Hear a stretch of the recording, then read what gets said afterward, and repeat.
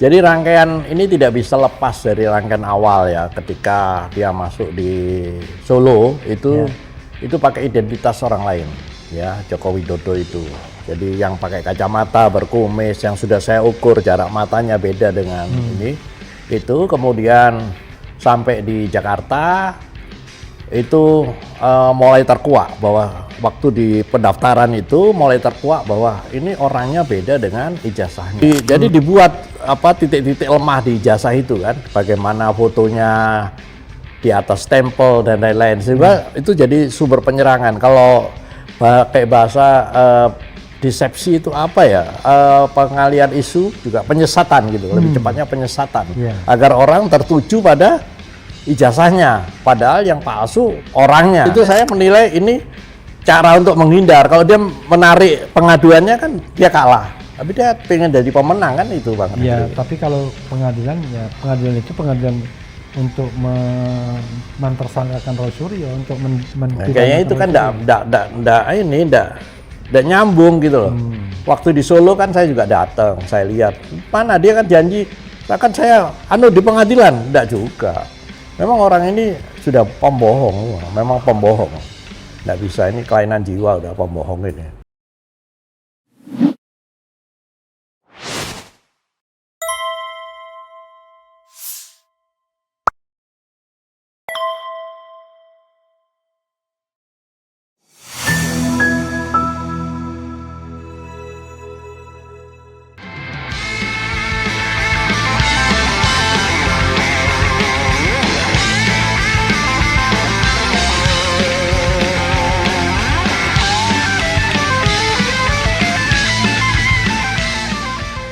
Assalamualaikum warahmatullahi wabarakatuh. Waalaikumsalam. Sobat RH sekalian, jumpa lagi kita di channel yang keren ini, keren cerdas, luar biasa. Ya, the one and the only Dr. Zul. Jadi dokter di Indonesia ini yang kontroversial tidak banyak. Salah satunya Dr. Zul Kifli. Eko itu Eko itu 1, Mei itu bulan Mei, May Day ya. Jadi kita sempat merayakan ulang tahun beliau pada 1 Mei, kita kumpul-kumpul, tetapi selalu ada hal yang menarik untuk dibahas bersama Dr. Zul ya, yang sehari-hari aktif di UI Watch ya? Enggak, saya enggak di UI Watch. Oh enggak, di mana sekarang? Ya, saya kumpul sama teman-teman, okay. Ya silaturahmi. Nggak bisa buka topinya, Dr. Zul? Oh jangan. Kalau buka topinya itu bukan Dr. Zul lagi udah. Loh, bukannya sama saya kemarin nggak pakai topi? Oh nggak tahu, lupa saya. Lupa. Jadi sobat RH sekalian, Dr. Zul ini selalu punya sebuah spekulasi ya. Namanya spekulasi ya, tentu harus dia pertanggungjawabkan soal Jokowi yang palsu ya, bukan ijazah palsu kalau pembahasan sama Dr. Jokowi palsu, kemudian Joko Widodo palsu. Ya, Joko Widodo palsu ya kan. Kemudian soal yang terkait dengan kita kan nggak mau melakukan katakanlah pencemaran nama baik, tetapi dia selalu bicara tentang masih adanya basis Partai Komunis Indonesia ya untuk melakukan revitalisasi atau revitalisasi atau mempersiapkan sesuatu dan lain sebagainya. Nah, Dr. Zul, coba apa perkembangan terbaru yang dokter amati terkait dengan spekulasi bahwa Joko Widodo itu mungkin lebih dari satu? Apa yang dimaksud dengan Joko Widodo palsu? Lalu bagaimana dengan ijazahnya? Bagaimana dengan lain-lainnya? Silakan dulu.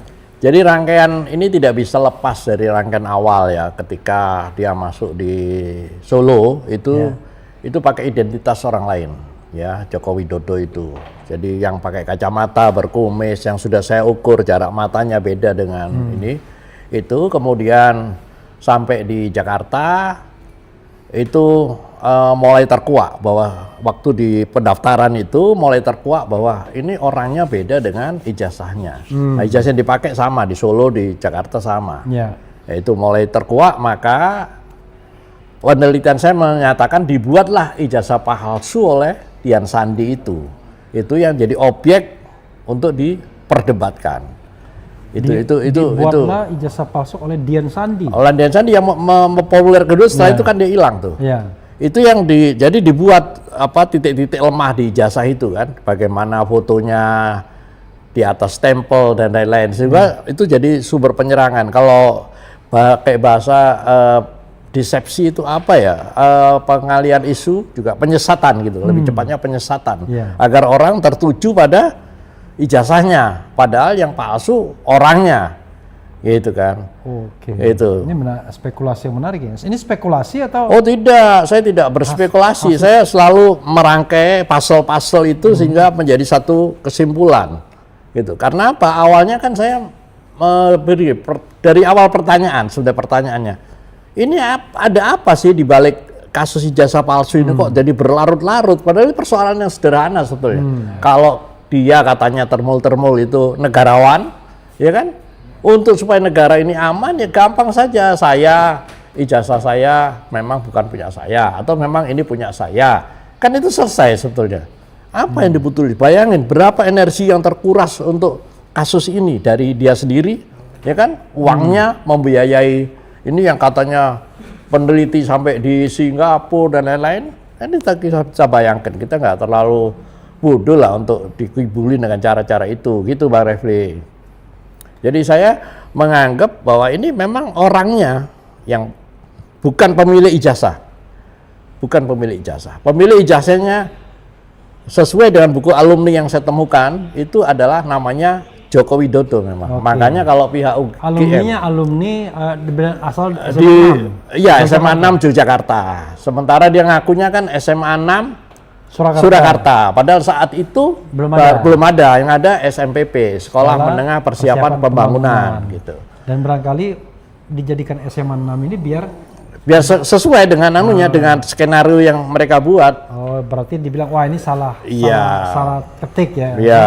SMA 6 Surakarta bukan Yogyakarta. Iya, termasuk waktu dia ngaku bertugas di Aceh, di Kraf Aceh. Iya. Nah, itu saya menemukan beberapa bukti bahwa tidak terangkai dengan baik itu narasi-narasi yang dibangun ketika dia di Aceh. Kapan dia di Aceh, kapan dia menikah, kapan dia istrinya melahirkan anak, itu tidak terangkai dengan benar gitu. Ya, dokter bilang begitu tidak terangkai dengan benar tuh. Coba dokter sebutkan puzzle-puzzlenya itu sehingga bisa dikatakan tidak terangkai. Tahun berapa? Oh ya, itu kali itu sih detailnya saya nggak terlalu ini ya. Nanti ada bukti itu akan saya bawa nanti kalau memang saya sih berharap ini dibawa ke pengadilan.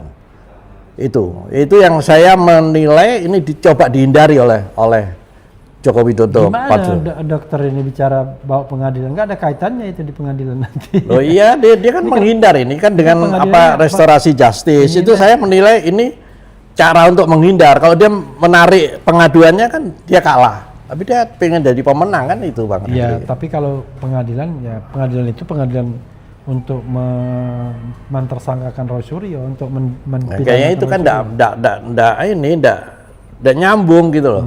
Waktu di Solo kan saya juga datang, saya lihat mana dia kan janji saya di pengadilan, enggak juga. Memang orang ini sudah pembohong, memang pembohong. Enggak bisa, ini kelainan jiwa udah pembohong ini. Masa dokter pakai terminologi yang begitu? Loh, saya sudah melihat di awal ini dari sosok ini, dia orang dengan gangguan jiwa itu, yang saya lihat ada megalomania, ya kan? Waktu dia menikahkan anaknya di Medan, kalau raja yang benar itu pakai 1 kereta kencana, dia bawa 8 kereta kencana. Ya, ada waham kebesaran di situ. Nah, itu tanda-tanda sudah. Terus kemudian dia selalu berbohong. Itu otomatis berbohongnya itu. Bukan dalam menutupi sesuatu, enggak, memang itu otomatis. Itu ciri khas. Terus kemudian inconsistent dalam bicara, itu ciri-ciri dari orang dengan gangguan jiwa. Luar biasa. Jadi kesimpulannya yang punya ijazah itu Joko Widodo. Ya, Joko Widodo. Dari SMA 6 Yogyakarta. Kemudian lulusnya sarjana muda. Ya. Makanya kalau pihak Gajah Mada mengatakan ada mahasiswa saya Joko Widodo, ada memang, tapi bukan dia gitu. Itu Gitu. Makanya waktu Film dia sarjana muda ya. iya, makanya waktu ada kegiatan apa waktu itu, ada reuni apa-apa gitu, ya toh, nggak mungkin mahasiswa nggak hafal himne dari kampusnya itu, nggak mungkin gitu loh, sampai tanda-tanda apa dia Dr. lain Zul, sendiri. Alumnus mana? Alumnus mana? Saya alumni dari Fakultas Kedokteran Universitas Airlangga. Oh, kalau di ini Sudah 40 tahun yang lalu saya tinggal, saya tetap hafal saya tetap hafal himne itu. Di timur Jawa, Dwipa, Mega, engkau bertahta. Itu saya hafal sampai itu akhir. apa? Himne Universitas Airlangga, saya hafal itu. Himne Gajah Mada itu ini. Nah, saya tidak tahu dia kayaknya nggak hafal itu. Himne Gajah Mada itu, ya gara-gara tadi lupa. Apa? Gimana? Saya nggak tahu karena Aduh, gara-gara tadi saya mau nyanyikan Himne Gajah Mada. Oh gitu ya. Terdistrak saya itu. Oh gitu ya. Bakti kami mahasiswa Gajah Mada semua, Iya. ku berjanji memenuhi panggilan bangsaku.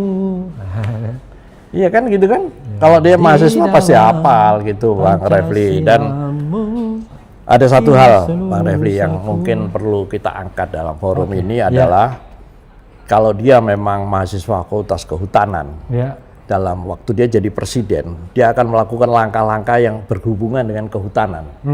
Coba kita di periode pertama, periode kedua, tidak ada sama sekali kegiatan-kegiatan yang berkait dengan dunia kehutanan. Coba. Infrastruktur malah. Tapi dia memang mebler kan, tukang kayu kan memang. Ya, dia tukang kayu. Tapi dalam sebagai presiden kan dia ngomong tentang bagaimana reboisasi hutan. Seharusnya gitu kan? Bukan malah membabat hutan. Ini kan kontradiktif gitu. Sebagai alumni Fakultas Kehutanan dia malah merusak hutan kan gitu kan? Nah, ini buat saya juga tanda tanya ini. Sebetulnya orang ini sebetulnya siapa gitu. Itu yang harus kita kejar sebetulnya. Jadi Gitu. menurut Dr. Zul tadi ya kita ulangi lagi ya, bahwa mahasiswa UGM bernama Joko Widodo itu ada. Kemudian berkumis, berkacamata, rambut tebal belah tengah. Iya, betul. Kemudian jarak antar mata itu bukan Widodo Jokowi presiden. Iya, betul. Nah, Kan itu. pertanyaannya sekarang di mana orang itu? Nah, Yang bekerja di Aceh itu siapa? ya Joko Widodo itu, bukan Jokowi ini. Oke. Gitu, Joko Widodo itu. Nah, sekarang saya sedang mencari tahu dengan berbagai sumber saya, sebetulnya Joko Widodo itu di mana sekarang. Oke. Gitu. Itu yang harus saya kejar. Gitu loh. Karena ini punya kepentingan, bukan apa. Kan banyak juga yang nanya ke saya, apa sih kamu kayak nggak ada kerjaan aja ngejar-ngejar orang? Oh, nggak bisa. Iya toh, pemimpin itu boleh salah, tapi tidak boleh bohong. Gitu. Itu prinsip yang saya anut gitu. Lah kalau pemimpin kita sudah bohong, bagaimana rakyat yang lain kan gitu, Bang. Saya Gitu. nanya Dr. Zulnya sambil ngantuk. Gitu ya. Karena ini jam krusial saya ya. Ya. Jadi sekarang kalau yakin bahwa Jokowi sekarang ini bukan Jokowi yang presiden ini bukan alumnus UGM kan gitu ya. Iya. Lalu dia siapa? Nah itu yang harus kita kejar. Seharusnya banyak pihak yang mengejar ini kan. Saya kasih clue-clue itu seharusnya ada pihak yang ngejar, tapi saya heran juga tuh, dibiarkan aja ini, dibiarkan berlarut-larut, bahkan saling dukung-mendukung itu kan, iya kan? Saya sempat wawancara di salah satu channel mereka, saya nggak tahu bahwa itu channel mereka, wah itu dibully saya habis tuh, gitu loh. Saya ngomong apa adanya. Kalau misalnya Jokowi yang sekarang ini, yang pernah jadi presiden ini, memang bukan Joko Widodo yang kuliah di UGM dan kita tidak tahu itu siapa, itu orangnya satu atau lebih dari satu sebenarnya?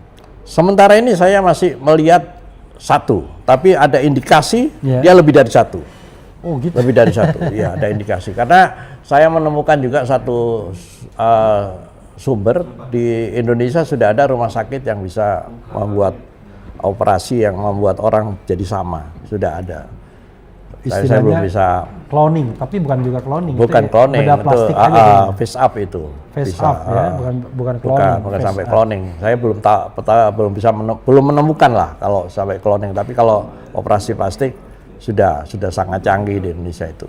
Dr. Zul, lalu sebaiknya apa yang dilakukan oleh siapapun, oleh penguasa atau oleh pemerintah untuk mengungkapkan hal ini sebaik-baiknya, sesungguh-sungguhnya, sebenar-benarnya?